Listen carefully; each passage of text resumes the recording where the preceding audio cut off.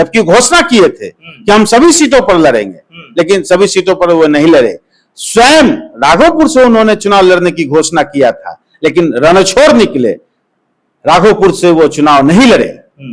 हो सकता है समय बीतने दीजिए, कहीं बांकीपुर से भी वो रणछोड़ न बन जाए।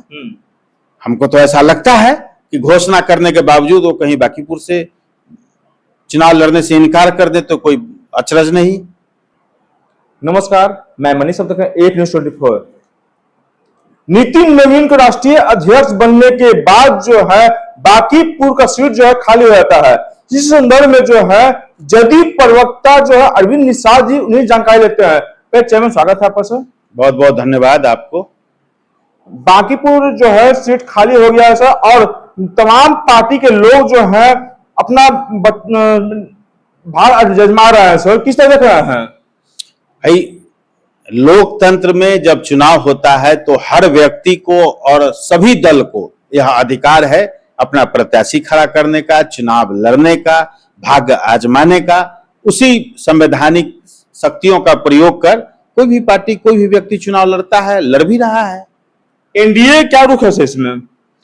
एनडीए में शामिल दल भारतीय जनता पार्टी के माननीय राष्ट्रीय अध्यक्ष आदरणीय नितिन नवीन जी के द्वारा त्याग पत्र देने से वह सीट खाली हुआ है और भारतीय जनता पार्टी का वह सीट है। और भारतीय जनता पार्टी बांकीपुर विधानसभा उपचुनाव के दरमियान अपना उम्मीदवार खड़ा करेगी और एनडीए पूरी एकजुटता के साथ बांकीपुर विधानसभा उपचुनाव भारी बहुमत के साथ जीतने का काम करेगा।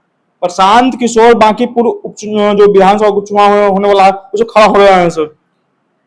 प्रशांत किशोर जी गत विधानसभा चुनाव 2025 में भी अपनी पार्टी के लिए पूरे बिहार में प्रत्याशी उतारने का काम किया था, लेकिन पूरे बिहार के 243 सीटों पर उन्होंने प्रत्याशी नहीं उतारा, जबकि घोषणा किए थे कि हम सभी सीटों पर लड़ेंगे, लेकिन सभी सीटों पर वो नहीं लड़े। स्वयं राघोपुर से उन्होंने चुनाव लड़ने की घोषणा किया था, लेकिन रणछोड़ निकले, राघोपुर से वो चुनाव नहीं लड़े। हो सकता है समय बीतने दीजिए, कहीं बांकीपुर से भी वो रणछोड़ न बन जाए। हमको तो ऐसा लगता है कि घोषणा करने के बावजूद वो कहीं बांकीपुर से चुनाव लड़ने से इनकार कर दे तो कोई अचरज नहीं। कांग्रेस के नेता सब पकड़ रहे हैं कि इस बार जो है जनता जो है जवाब देगी बीजेपी को वोट न देकर। भाई, कांग्रेस पार्टी क्या कहेगी?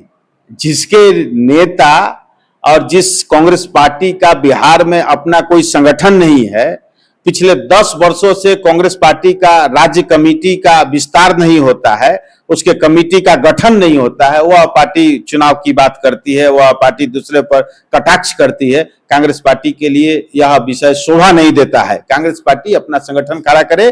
कांग्रेस पार्टी चुनाव में पिछलग्गू पार्टी होने का जो ठप्पा है उससे पहले वो उस दाग को छुड़ावे, उससे अलग हो करके अपना स्वतंत्र पहचान कायम करे, तब कांग्रेस पार्टी कुछ बोलेगी तो अच्छा लगेगा। तेजस्वी यादव कह रहे हैं कि सम्राट चौधरी के मुख्यमंत्री बनने का अपराध, भ्रष्टाचार, लूट चरम पर पहुंच चुका है। तेजस्वी यादव को पिछले 20 वर्षों से बिहार में यही दिख रहा है और जनता लगातार उनको हरा रही है। जनता उनके भाई को हरा चुकी है, जनता उनके बहन को हरा चुकी है, जनता उनकी माताजी को हरा चुकी है, जनता उनके पिताजी को हरा चुकी है इन 20 वर्षों के दरमियान। फिर भी वो इस तरह की बातें करते हैं तो स्वाभाविक है। राष्ट्रीय जनता दल विपक्ष की पार्टी है और विपक्ष के लोग अनर्गल बात नहीं करेंगे तो क्या करेंगे? इस तरह के आधारहीन, तथ्यहीन, निराधार आरोप लगाने के लिए जानी जाती है, वही काम राष्ट्रीय जनता दल कर रही है। सकारात्मक विपक्ष की जो भूमिका होती है, सकारात्मक विपक्ष की भूमिका राष्ट्रीय जनता दल न निभाना चाहती है न निभा रही है। तेजस्वी तो कह रहे हैं कि मुख्यमंत्री सम्राट चौधरी हैं, अंगूठा छाप है। माननीय तेजस्वी यादव जी के मुंह से इस तरह की शब्दावली शोभा नहीं देता है। माननीय मुख्यमंत्री आदरणीय सम्राट चौधरी जी पिछले 30 वर्षों से बिहार की राजनीति में गंभीर राजनेता के रूप में अपनी पहचान कायम किया है।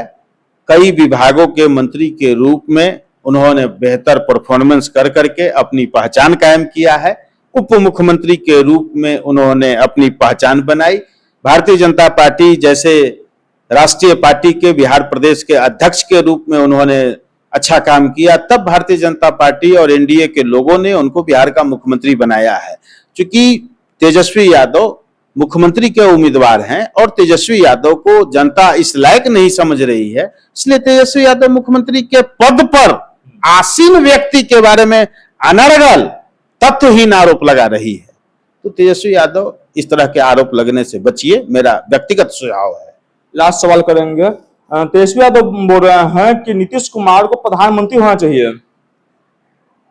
ही तेजस्वी यादव क्या, पूरे बिहार की जनता, देश की जनता आदरणीय नीतीश कुमार जी के बेहतर कार्यकाल से, उनके प्रशासन चलाने के अनुभव से वाकिफ है, जानती है कि आदरणीय नीतीश कुमार जी में वे सभी गुण मौजूद हैं जो प्रधानमंत्री के पद में समाहित होता है। आदरणीय नीतीश कुमार जी सभी पदों के योग्य व्यक्ति हैं, योग्य राजनेता हैं।